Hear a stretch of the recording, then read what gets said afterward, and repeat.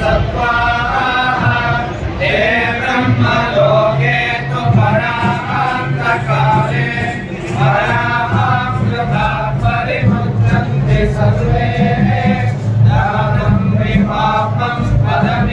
पदमेश्वभूतं यत्पुण्डरीकं पुरमद्य सक्षस्थं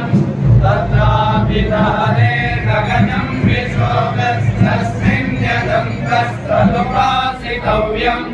यो वेदादौ स्वरप्रोक्तो वेदान्ते च प्रतिष्ठितः